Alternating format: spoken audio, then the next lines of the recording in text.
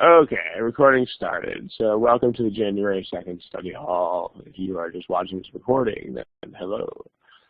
Today's topic is maximizing and minimizing problems in the quant section. So again, just quick reminders. If you're here actually participating in this session, when we say give me a smiley face, we mean the smiley face here. When we say multiple choice question, go ahead and answer it. This is where you should answer the multiple choice questions. Also, copyright issue, we do need to give this citation, just copyright disclaimer. Unless we specifically say otherwise, the quant questions that appear in this session are courtesy of the gmatprep software. In other words, not the official guide, but actually from the software that GMAT gives away for free. Important. All right, let's go ahead and start off with a problem. Go ahead and try this problem.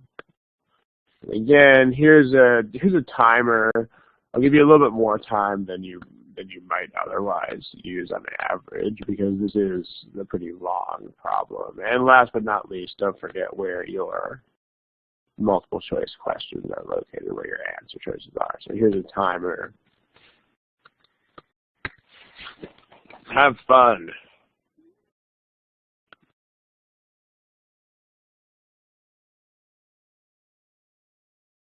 Okay, this problem is evidently the craziness to end all crazinesses, because fewer than half of you have answered it yet. And it's been almost 3 minutes.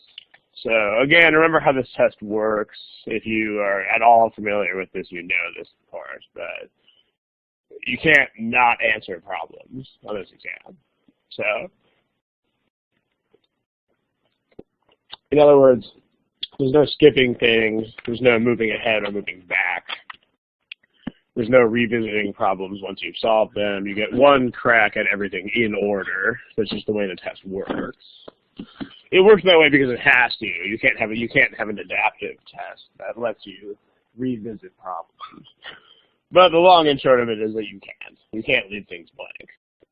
So remember that you always have to answer every question. You have to respond to it. So if you haven't responded, there's still 4 or 5 of you who haven't.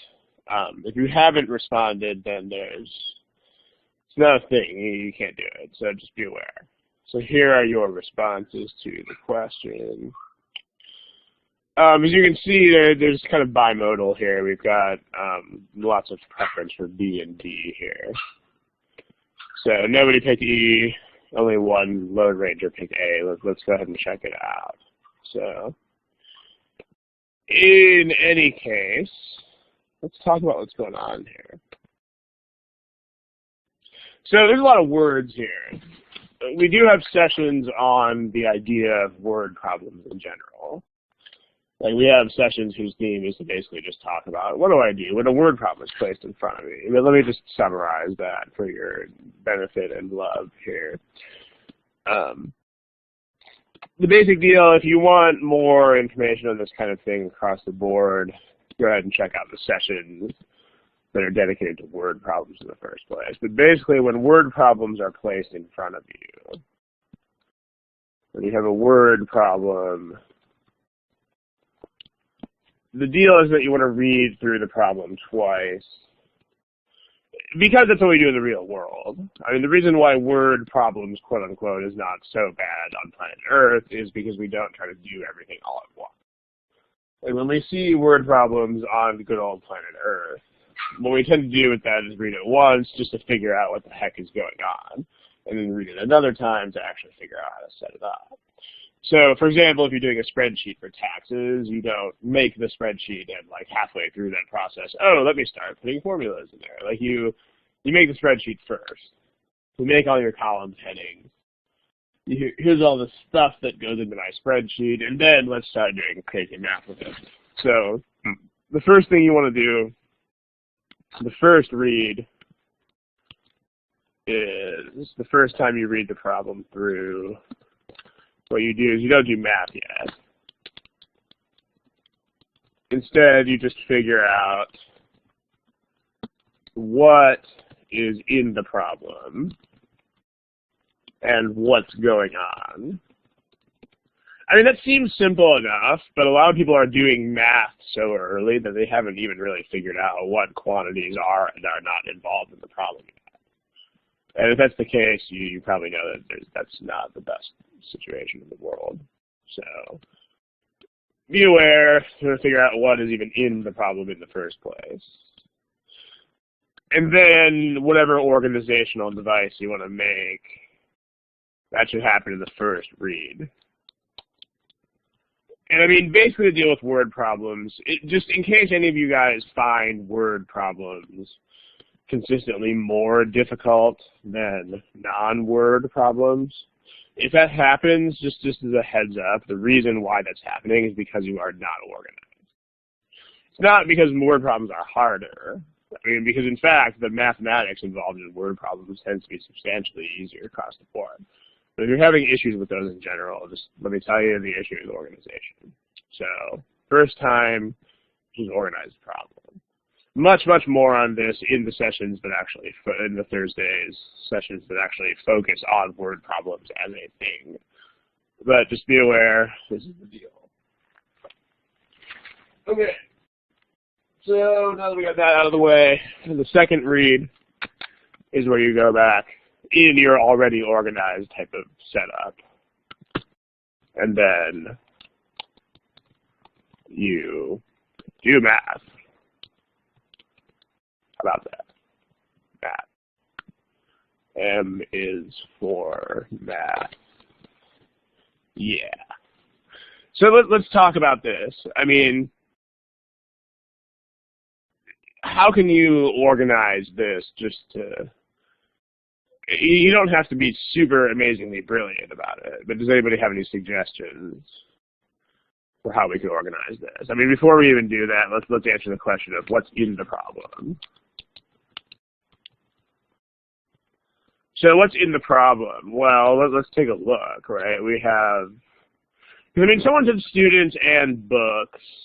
Depends on what you mean by that, because you wouldn't want to have like 30 different columns for 30 students. Yeah, number of students, number of books is more like it, right?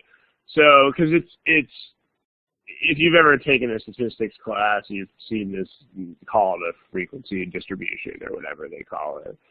But you've got numbers of students that correspond to numbers of students. You have numbers of students who correspond to certain numbers of books borrowed. And then you also have, so we've got numbers of students who borrowed the same number of books, or who borrowed certain numbers according to the number of books that they borrowed. I mean, that's important because it's not, I mean, if you have numbers of students, you have to know what the numbers are. Well, total number of books has to be 60, though. That's not really a quantity that is manipulated. I mean, when I say what's in the problem, right now we're not talking about restrictions yet or conditions that have to be satisfied. We're just talking about things that interact with other things mathematically wise.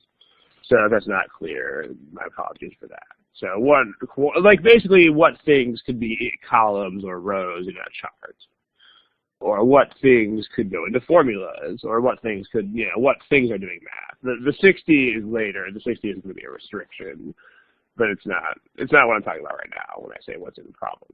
Instead, the other thing in the problem here is just how many books were borrowed by these students. So. And I mean, this is the first read. The first read, you're not even bothering to try to understand exactly what the math relationships are. There's no point yet. I mean, that's for later. Like right now, the first time is just kind of disjointedly looking through the words and just kind of seeing what's in there. So do that. It definitely helps. I mean, that seems weird to some people, but you're not really trying to do math yet. You're just trying to just look at this stuff and be like, what's going on here? So what's happening is you have numbers of books borrowed. Okay. Okay. So that's pretty much everything that's in the problem, is those things.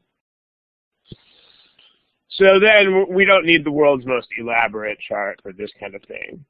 I mean, we can just do that. We can just make a frequency distribution. So let's do it.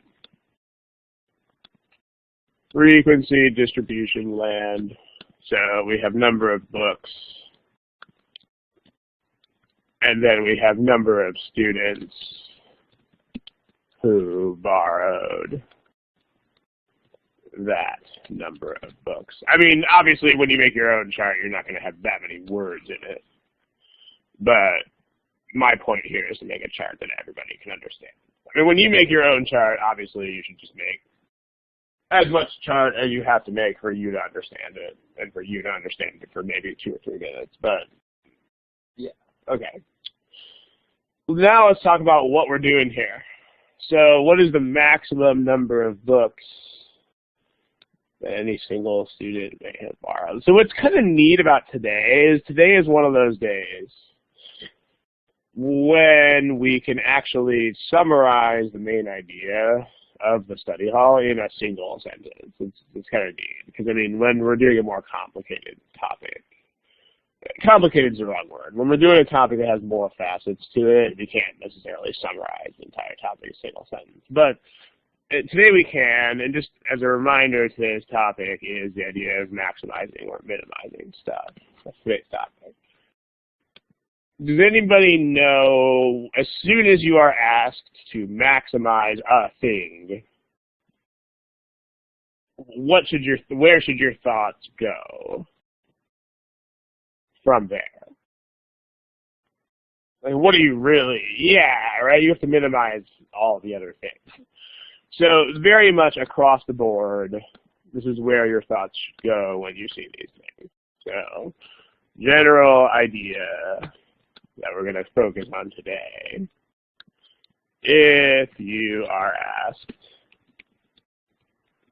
to maximize one quantity, you need to think about how to minimize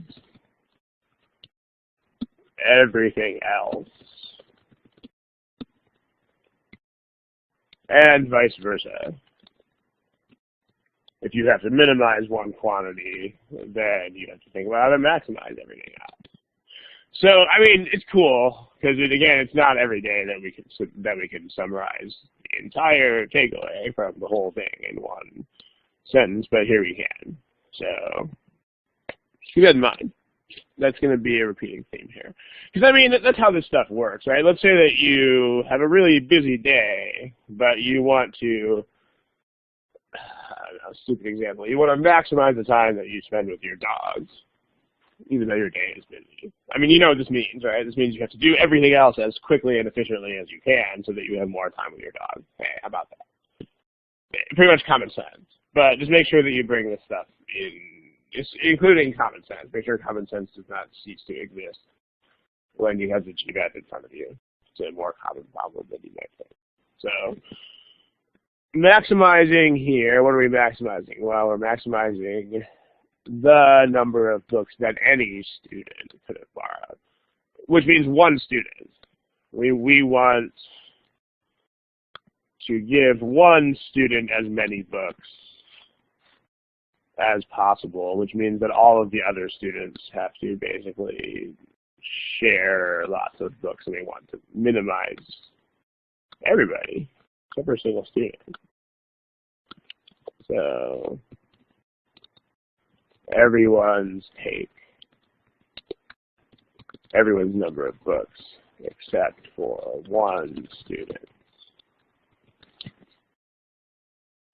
All right, that's what we're doing.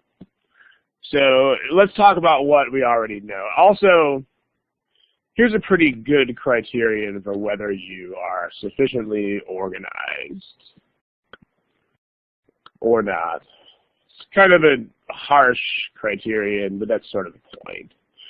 So here is a criterion that I actually use myself. So it's definitely a no bull kind of criterion. I mean, it's very black and white, which is what helps about it, and why I think it's useful. But a no bull criterion for whether you are organized here or not is once you've got all the information, once you have the information organized. If you ever have to look back up at the prompt, then you aren't organized enough. That's pretty much the deal. Like, once you have the information from the prompt in the form of whatever device, organizational device, usually a chart, but not always. If you have to look back up, it's a bad story. You don't want that. So, like here, we've got this. Now let's just make sure that we have the information from the problem. So we have a total class of 30. So let's make sure we note that this needs to add up to 30.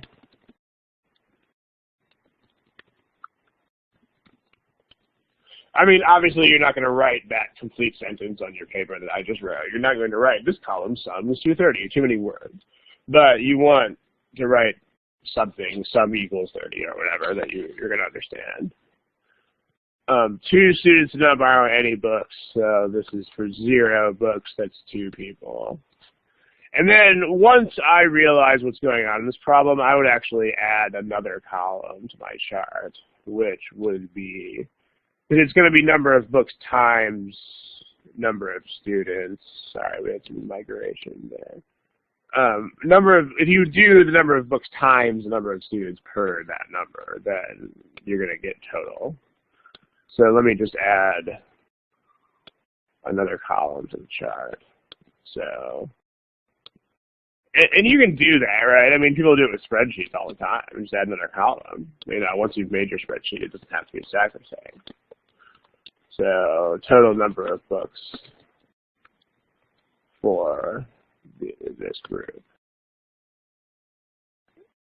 Total, I cannot write today, folks. Total number of problems, books for this group.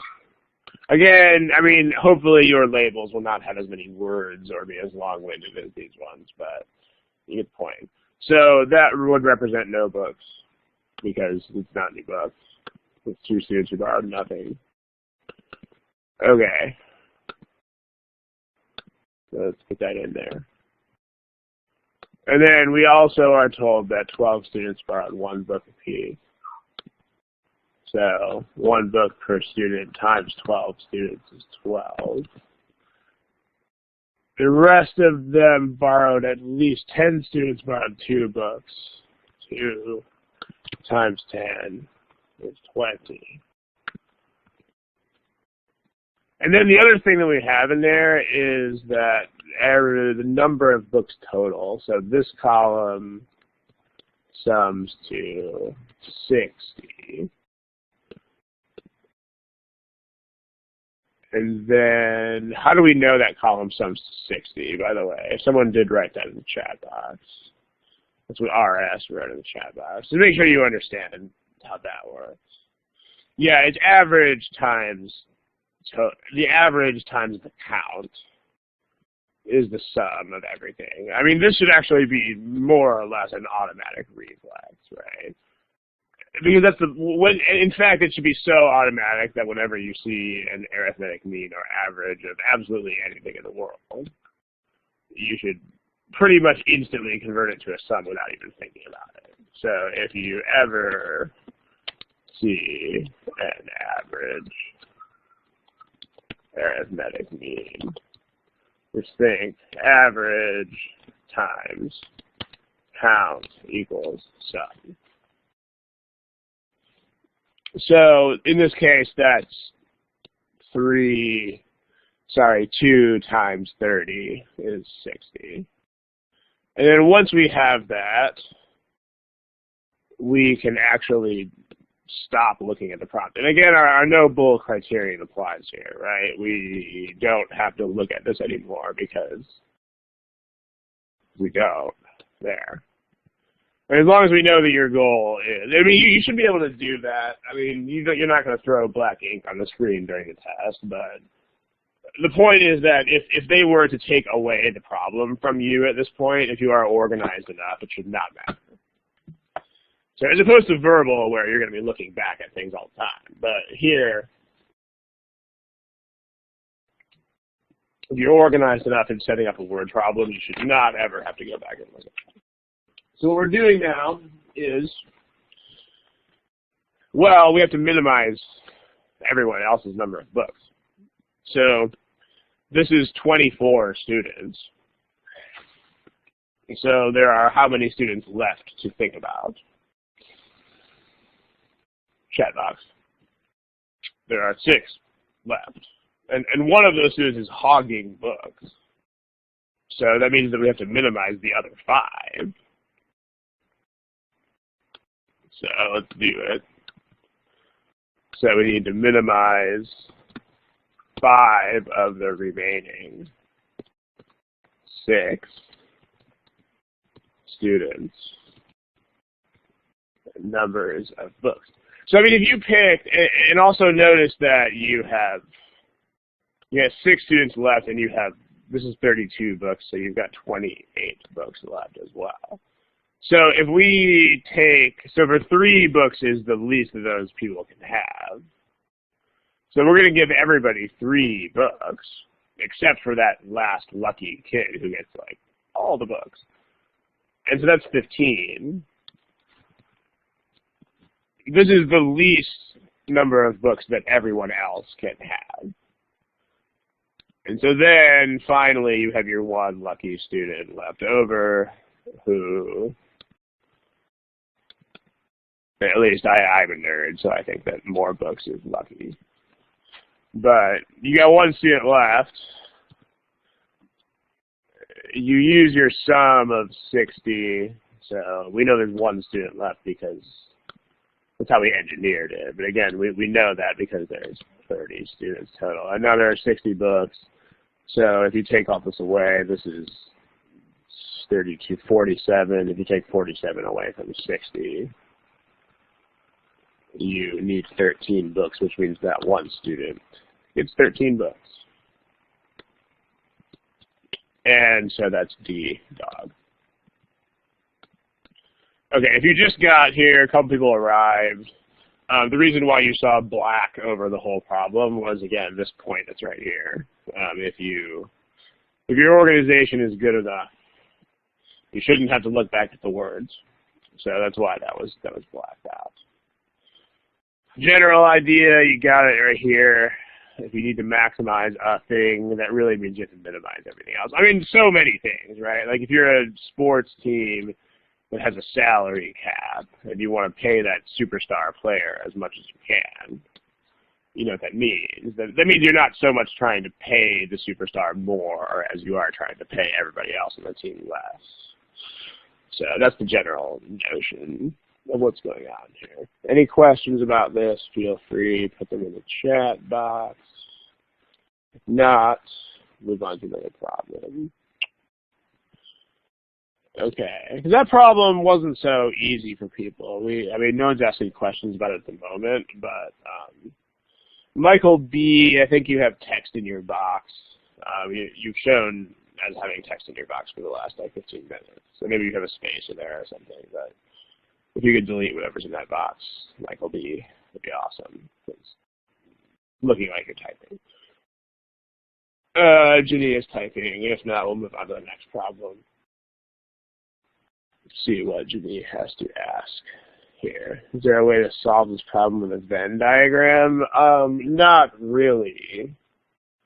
I don't know how one would, because there's no overlap of anything here. I mean, 2 responses to that. The first is not really, because nothing is overlapping. I mean, we're only talking about one thing for each person, which is how many books they borrow. I mean, a Venn diagram would be for more than one criterion. Like, you know, did they borrow books? And also, do they have dark hair? Okay, that could be that diagram. More to the point, Venn diagrams, you shouldn't really use them anyway. Because even if you do encounter a problem that uses Venn diagrams, you shouldn't use Venn diagrams. You should use double-set matrix instead. If you don't know what that means, check out our guides under overlapping sets.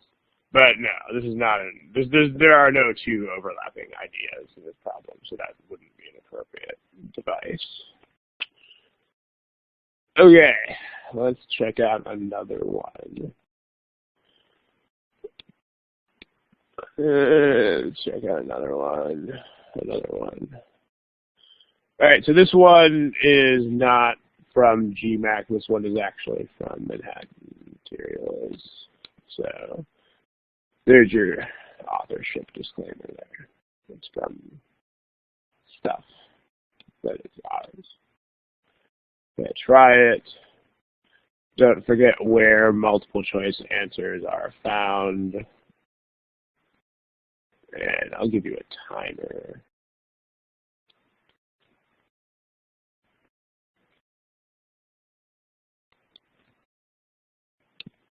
Here's a timer. That didn't work the first time. Okay. Boom, timer. Go for it.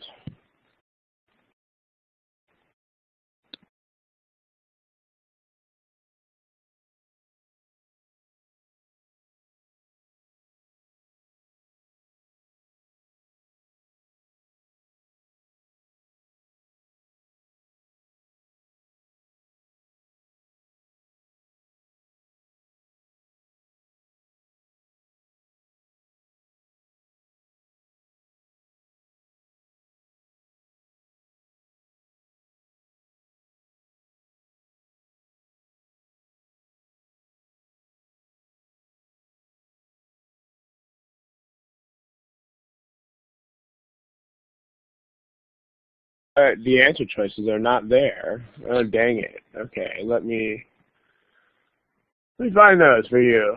That is weird. I think I'm not sure what happened there.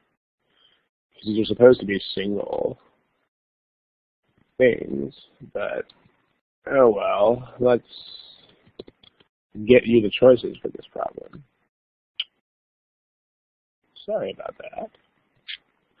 Okay, so the choices for this problem are the following. Let me get you those. There they are. Just kidding, guys. Okay, so here are the answer choices to this problem. You probably already have a choice in mind, but I'll give you a little bit more time for that. Again, apologies. Okay. Here are your answer choices.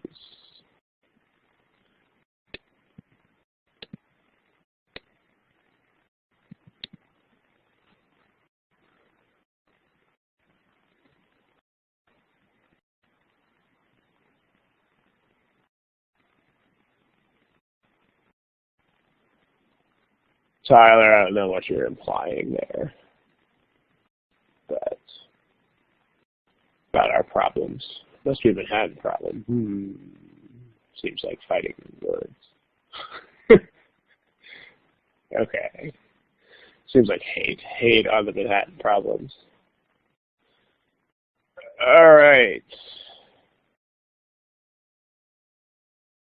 Everybody pick something. Now that you actually have things to pick, haha. Everybody pick something, please. It's been a while, so you probably got something that is a thing.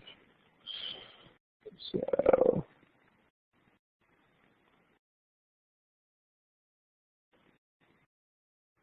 okay, we still got a couple non-responders.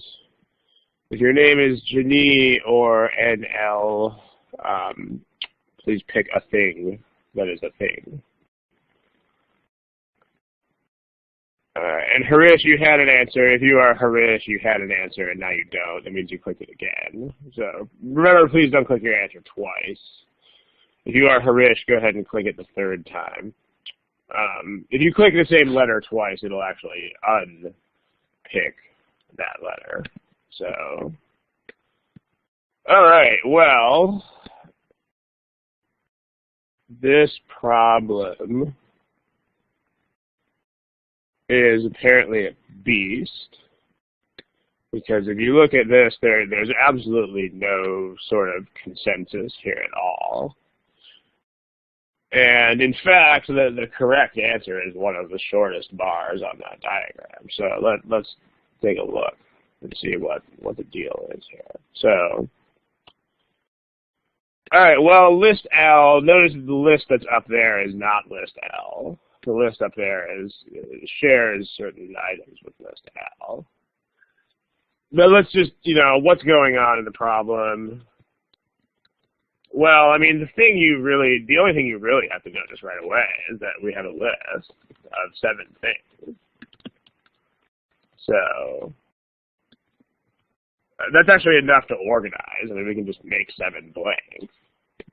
So let's do it. Make 7 blanks. All right, good enough. Organize. Well, we have 7 integers. So that means we have 7 blanks. So here's a blank. Here's another one. There's another one. There's another one. There's another one. There's another one. There's another one. I mean, it's really all we need. I mean, those blanks are sort of janky looking, but the point is that you don't need an elaborate organizational device if the problem doesn't call for one. So let's just say this is the biggest, and this is the smallest.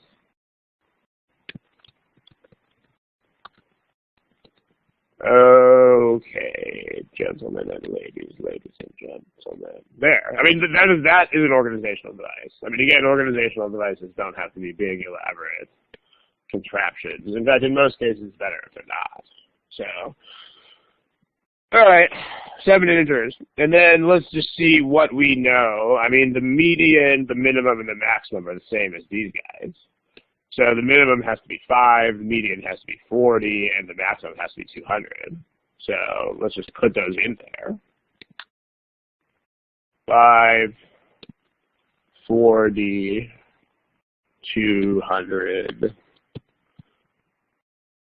And then the average is the same. So what else still remains the same is the average? Remember what is very closely tied in with the idea of average, arithmetic mean. The median we've got, so that's different. Yeah, but it's the total, right? The average, the arithmetic mean remains the same. So the sum must also remain the same. I mean, just keep this in mind, right? I mean, when you see anything involving averages, we talked about this in the last item as well, but if you see anything whatsoever involving averages, let's lift this from the previous problem. Anything with average, arithmetic mean type of average, just think that. If you ever see that, just think about average times count equals sum. So like in this case, there's 7 things in both lists. So the sum is going to be whatever that average is times 7 in both instances. So that means you're going to have the same number as a sum of everything. So the sum here, I mean, that means the same sum. Now notice that you don't necessarily have to find what that sum is, because it might be easier just to think about how much things go up or down. So in other words, you can think about this in 2 ways. In one of 2 ways, which are, the first way is kind of, simpler but more work, which is you can actually calculate the sum of the first list.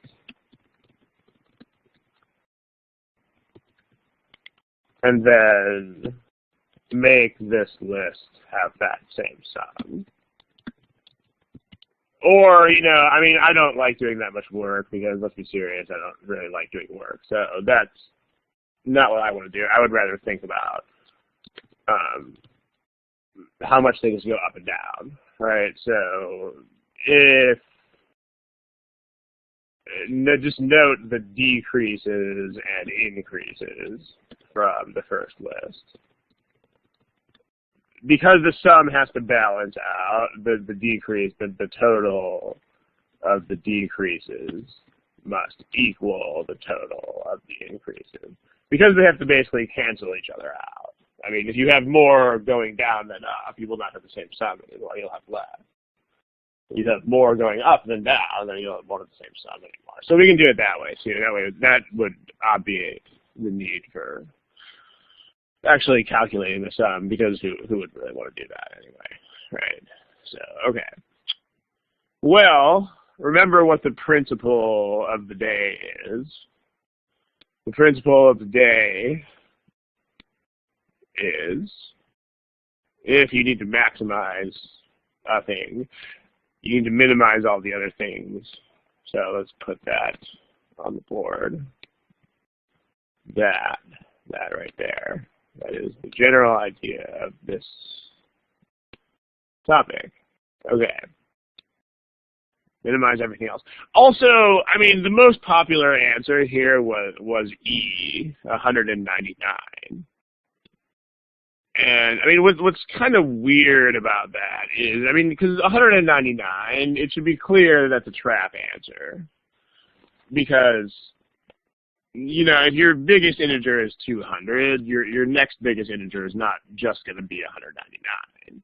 Because this is the answer that you would get if you just don't notice anything else that's going on in the problem at all. You know, I mean, it's not going to work like that. You know, in other words, if I just told you there were different integers and the top one is 200, then the biggest this could be is 199. In other words, you would not have to think about minimum, you would not have to think about median, you would not have to think about average or sum or absolutely anything else that's going on at all. So even if you think that 199 is the answer, it's not. Just be aware of that. So, trap answer city. Don't do it. Don't pick it.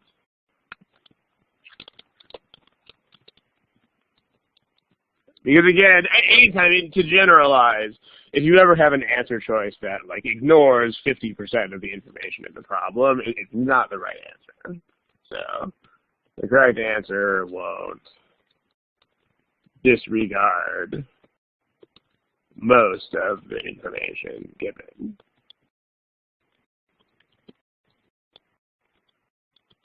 Again, at the risk of being redundant here, what I mean by this is, if the problem were this,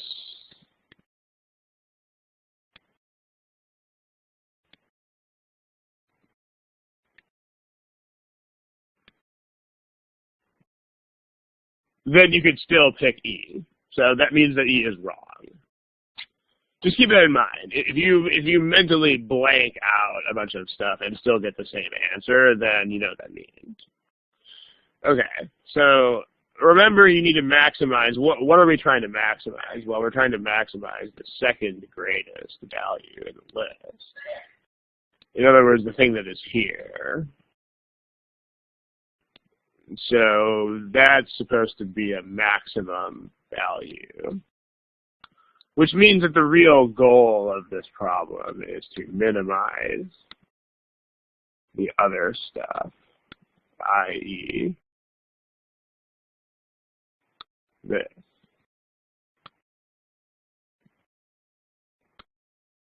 Janine, no, it's a list of 7. It's just another list that has certain things in common with the list up there. So, but they're different lists. I mean, that list up there doesn't have a name. Like, you're not putting in another number. You have a totally different list of numbers that happens to have the same minimum, maximum, and median. But there you go. Again, one piece of advice that I like to give people is that one of the most important principles is RTFQ, which stands for read the question. If you're wondering what the F stands for, of course, that stands for the full question. What else would it stand for? Okay, so, yeah. So let's talk about it. I mean, read it. If you have to read it more than twice, then of course feel free. I mean, if that wasn't clear, Janine, that you have a list of 7 things, then read it until it is clear.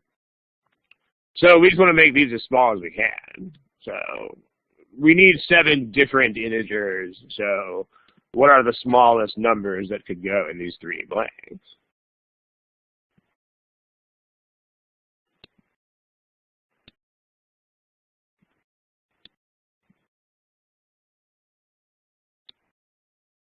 Yeah, we need, what about negative integers? Well, your minimum is still 5, so you can't have those. Okay, so 6, yeah, I mean, the smallest that you can get here is 6 and 7, because those are, you have to be more than 5, right? So 6. So, and then the median still has to be 40. So the smallest that can be in that blank is 41. Again, you could sum this all up. I mean, I suppose it's not that hard, but I would rather just figure out ups and downs. So this is 4 less than what's up there. This is 13 less than what's up there. This is 40 would be 40 less than 80, so this is 39 less. So remember, we have to cancel these all out. So because we need the sum of everybody to be the same. So this is a total of 17 and 39 is 56 less. So we need this number to be 56 more than it used to be. So that's 120 plus 56. And so that's A. The biggest that you can have is 176. You can also just add these up. If you add these up, it's what? This is 200, so 400. 475 is the sum. And then you could just subtract 5 and 6 and 7 and 40 and 41 and 200 from 475, and you will get 176. So again, this problem was apparently the beast of all beasts, because of all the people here, only like 3 or 4 of you got it right. But notice again, I mean, when you get problems like this incorrect, make sure that you understand why you got them incorrect. Because, I mean, one thing that is probably very clear here, or at least it should be very clear, is that no one in this room is going to get this problem wrong because of math. Right? The only math in this problem is quite literally second grade math. I mean, you're subtracting small-ish integers. So that's not the issue. The issue is you might not have been organized. I mean, maybe you just didn't make 7 blanks. Okay, well, the next time do it. Messy calculations, I don't really think it's messy. I mean, it's in point of fact, it's not messy. I mean, the messiest you could get would be if you had to add these numbers and make 475, and then take these away from that. I mean, that may not be something you can do in your head in 5 seconds, but that's not the same thing as messy. I mean, you're not doing crazy long division of decimals. So, can the missing numbers be 5, 5, and 40? No, they can't, because remember RTFQ, people, which stands for, of course it stands for read the full question. They're not the same. Okay. There should be Is there a thought process for this kind of question? I mean, the best response I've got to is there a thought process for this kind of question is what's already on the board, namely that. That's a thought process for this kind of question. Beyond that, I don't see where you're really going with this. But the point is when you miss a problem like this, you really have to go back and revisit the problem and figure out why you missed it, because you didn't miss it for any sort of math-related reason. You missed it because either you weren't organized, or you didn't have a goal, or whatever sort of background type of missing element like that. Because, I mean, organization here is pretty easy. All you gotta do is make 7 blanks. But even that, weirdly enough, will get people, because some people don't make 7 blanks. Okay. I mean, next time, make 7 blanks. But just make sure you do it.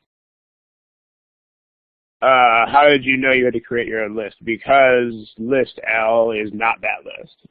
That's how you know that. I mean, some of the things are the same as that list.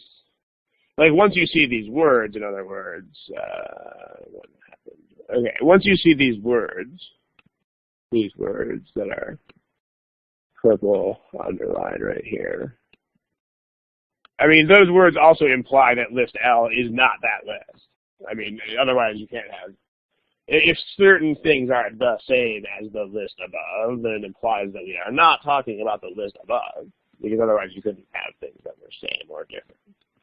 So that, again, it's RTFQ again, people. Do not rush the process of R-ing TFQ. I mean, if you need to go through the question slowly, then go through the question slowly. So, yeah, see, Nadia is now R-ing TFQ, and suddenly it makes a lot more sense. How about that? Okay, let's move on if there are not more questions about this. A couple of you guys are typing. But again, I mean, it's also a humbling experience. I mean, only about 2 or 3 people got this right, even though it's a question that involves no more than 2nd grade math. So that's kind of a good thing, the sort of humility factor there. So, all right. Well, yeah, fine, but that sort of complaint of I'm not sure if I'll get it, I mean, that's always a thing. Remember, the test is adaptive. I mean, even people who are scoring near the top of the scale are still going to miss almost half the problems they see. So it's really not a big deal. I mean, you win some, you lose some, and that's kind of how it goes. So, and no, practice will not lead to perfection. Really, no, it will not. I mean, this is not the kind of test where perfection is a thing at all. No, absolutely not. I mean, everybody will miss lots of problems on this exam. Everybody. It's actually the point. But that's why the test is the way it is. That's why it's adaptive, and it's why there are so many items on the exam. Because everybody is going to get lots of things wrong. If you are thinking about perfection, you're going to get destroyed. You're just going to get tossed out the door. I mean, you're going to miss a lot of stuff. It's going to happen.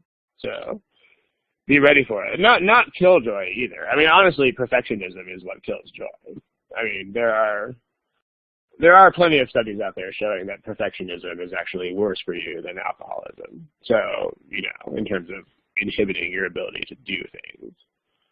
Very true. So if you are the type of person who is like, oh my God, I have to get everything right, then you should kind of get rid of that in general, because it's very limiting. So yeah, exactly. People who score 700 get about 18 problems. I mean, that's just on the math section too. That's not even the whole test. Okay, so let's keep going here. Let's do another problem. All right, how about this guy? This one's from gmatprep. Again, RTFQ, do not slow. Thanks, I appreciate that. Do not speed up the RTFQ part of this. Here is a timer.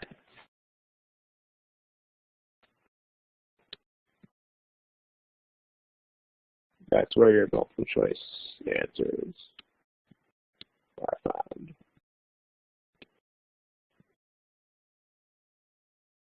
Do it.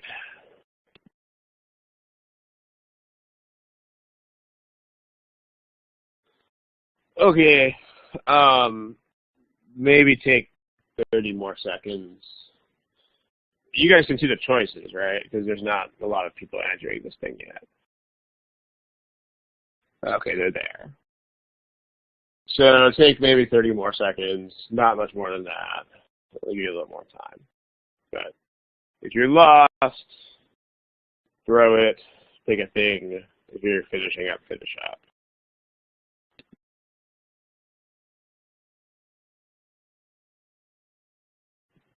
All right, we still have 1, 2, 3, 4, 5, 6, 7 non-responders. So that's not really acceptable.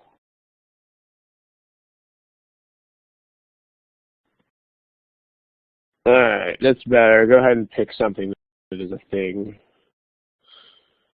All right, so if your name is ANDS3, Derek, or Rahul, I think a couple of you just shut up. But if you have been here for this duration of this problem, then just go ahead and pick something. All right, so here's what you picked. There, all right, so we have a plurality for B. It's not a majority, but at least there's some signal in the noise this time. So, but let's discuss. So, what's going on here? So, like again, the first read should be just what is even going on here in the first place, not to worry yet about doing specific mathematics. First read, what's happening? Okay, well, let's answer what's going on here. So, you have 11 districts. By the way, yeah, so you have 11 districts and 11 districts, and that means you want to minimize, rather, yeah, you want to minimize one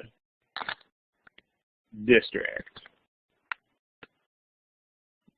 So you want to basically make one district as desolate and as unpopulated as possible. You want to minimize the population of one district.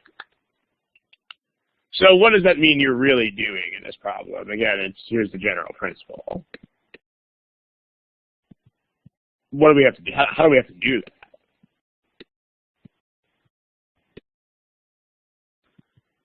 How do you minimize the population of one district? You have to max out all of the other ones. Exactly. So the point is that you need to, therefore, you need to maximize the population of all the other districts. Okay. And also, the deal is that in this problem, the populations are not different. They don't have to be different numbers. And there's absolutely nothing distinguishing districts from each other, which means that all of the other maximum districts are going to have the same population because there's no reason why they wouldn't. So in other words, there's going to be some maximum allowable value, and in this case, every single other district is going to have it. So all of the other districts will have the same maximum value of population. So what that means, and you want to figure this out before you start doing mathematics. So because then we don't need as much. I mean, we're not going to have 11 blanks in an organizational chart. And I mean, again, when you go over this stuff, make sure you realize that they will be reasonable. What I mean by that is, I mean, 7 blanks, like this last problem that we saw, which had 7 blanks for reasonably small-ish numbers. Like in this problem, it's perfectly reasonable to have 7 different blanks because these numbers are not that big and there's only 7 of them. But they're not going to give you a problem where you have, so much arithmetic that it butts up against the time limit just doing the arithmetic. So they're not going to give you 11 blanks with numbers as large as 132,000. It's not going to happen. So in other words, if you're making 11 blanks, you should probably reconsider whether that's necessary. So, but okay, so we have, let's just say we have our minimum district.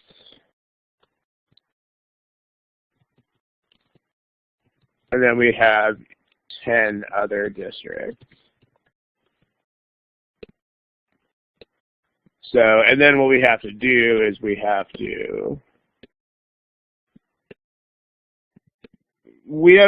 going to have a population per district. That is a very unsightly line.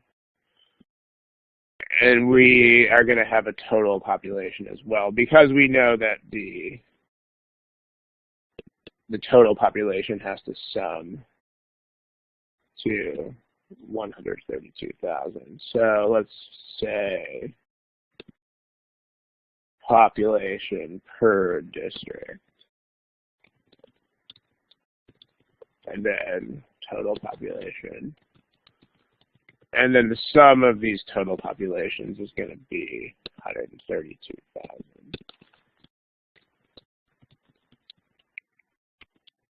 And also these two are going to be the same, right? Like these, because this is only one district. So this box will be the same number as that box. Whatever is in those two boxes will be the same. So the point is that this is one district. One way to do this problem is to do algebra. And when it says no more than, let's also note that no district can have more than 10% over another district. I mean, we are trying to minimize the top row, thus implying that we want to maximize the stuff in the bottom row. So what that means, if you have an upper limit of 10% of the thing in the top row, 10% over, then you want to make it exactly 10% over. Because again, you're trying to minimize this, which means your goal is to maximize that. So, we wouldn't want less than 10% increase, because then we wouldn't be maximizing. So this is going to be an increase of 10% more. Okay, there is our organizational device. Now notice that we totally don't need, and as soon as we realize that this slightly shaded part here that's the goal. The goal is to find that. Once we realize that, we don't need to look at the problem again. So we can actually take this to an entirely new screen in order to talk about approaches. So here is the organizational device that we made. Let's say that we wanted to do an algebraic approach to this. You don't have to, but you certainly can. Then probably want to put our variable in that column somewhere. So this is a 10% increase from here to actually the 10% more should be not there. It should actually be here. So let's kill that from where it is at the moment.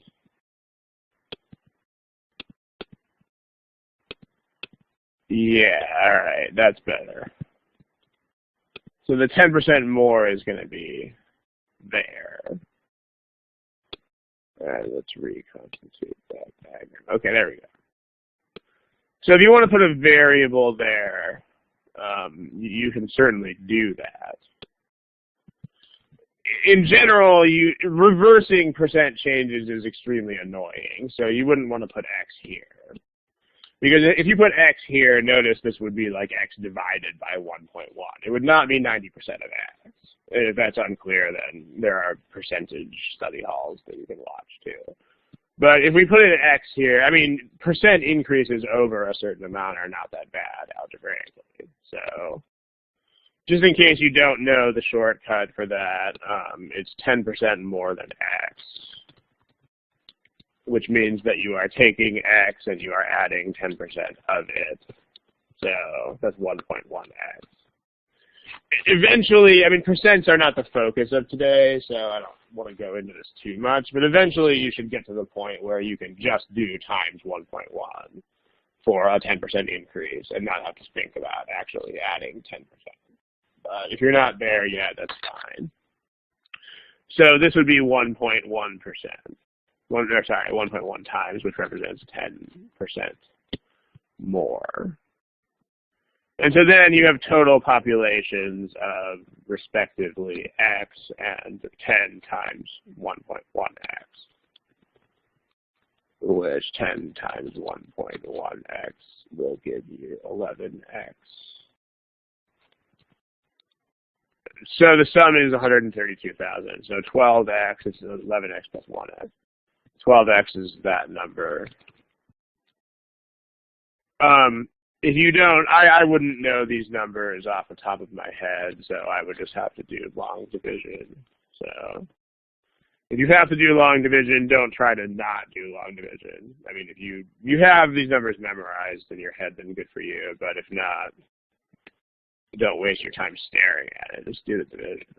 So 12 goes into that one time. Take out 12. That gives us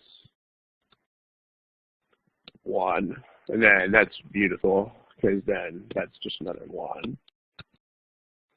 12, nothing left. And then everything else is zeros. And so x is 11,000, and that's the answer that we want. So, boy, except for that, yes. Wait a minute. I'm being dumb. What am I doing here? X plus 11x. I'm not being dumb. Okay, there we go. So 11,000 is the minimum possible population for the district. Okay. So of the given answer choices,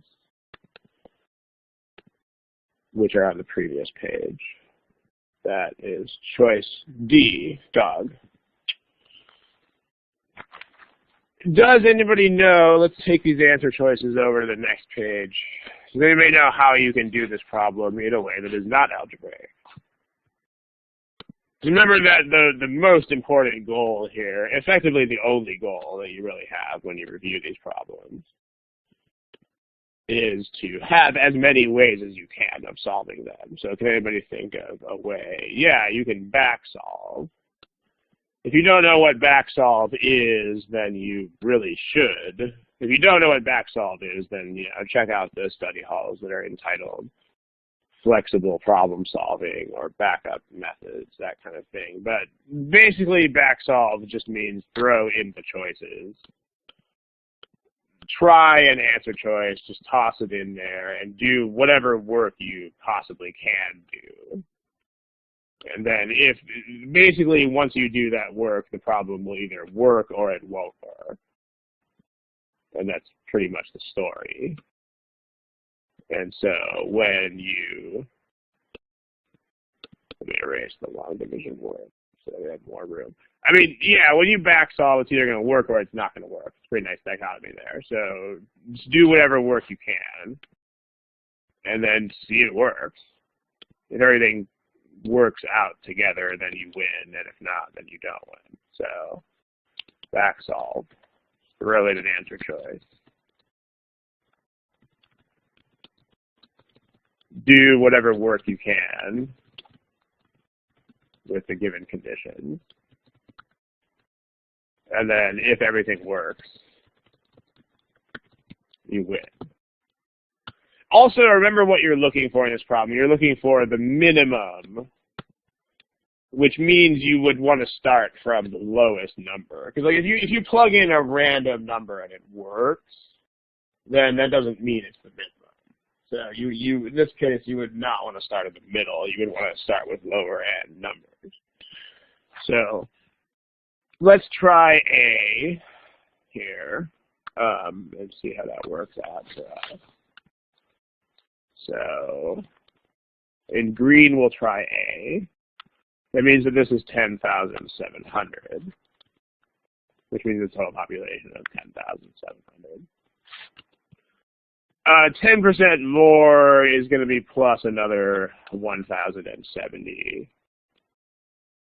So that's going to be, I mean, I would do this work in another place if I had scratch paper, but I don't have scratch paper, so that's 11,770.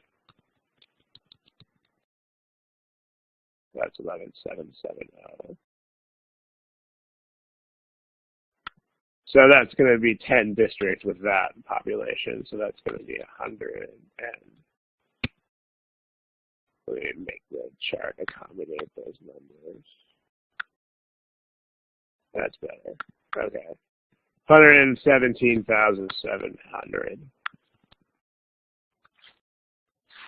And if you add these, I mean, you don't have to go through the entire addition process because you can tell that it's less than this, too small. So, because this is less than 11,000, and if you added 11,000, you'd still only have 128 something. So it's not going to be big.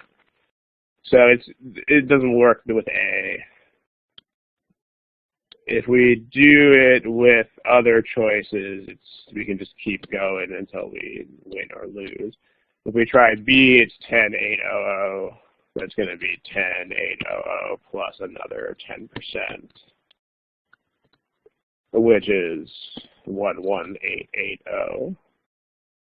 So this is going to be, Pravin, you would get lucky in this problem that way, but remember you want the minimum value. So if you plug in the middle value and it works, that does not mean the middle value is correct in this problem. So you're not really, I mean, you're only eliminating 3 choices if you get lucky that way. Because if I plugged in C and it worked, I would still have to try B and A. So this is not a find the result problem. This is a find the minimum result type of question. It's a different story there. So picking the middle number to start with is not an advantage of this problem. Okay, so still too small. We're still under 129 something. So that's not going to work either. And again, that was B. So B is out. If we try C, and I mean on your paper this would certainly work a lot faster than my computer screen because let's be serious. Making charts on a computer screen, not that great to start with, and Ron is terrible at computer. So, okay, in case you're worried about time, this is not a very long process. So 1090 plus 1090 is 11990. And so that's going to be 119900 and 10900. That's still too small because if this were 11,000, then you would have 13090, and it's even less than that. So it's still too small. And so then we can pick D like dog. If we do that, I mean, a D is kind of a nice number in the first place. I mean, I might gravitate toward D in the beginning just because it's such a nice number. 11,000 plus 1100, which is 1210. So that's 11,000. That's 121,000. And that gives us 132,000. And we win. So it's D. Good stuff, ladies and gentlemen. Okay, so we are done. I suppose this topic, we have a couple more problems lined up. So we might just continue this theme into the next study hall, at least for the first half of it or something. So thank you. And again, remember that when you are doing review of these kinds of problems, this is your goal. Your goal is to find as many ways as you can find. Your goal is not to think about easiest or fastest or other similarly meaningless things. The goal is to come up with the maximum number of possible ways to solve these things. Okay. Let's go ahead and quit. So, do you have any quick business-related questions? The next session is, I believe, in 2 weeks. They are normally separated by 2 weeks. We've had the last couple in consecutive weeks, which is a relatively unique situation. But go ahead and check the Thursday's webpage because it'll be up there. The next session will be up there by tomorrow or whatever.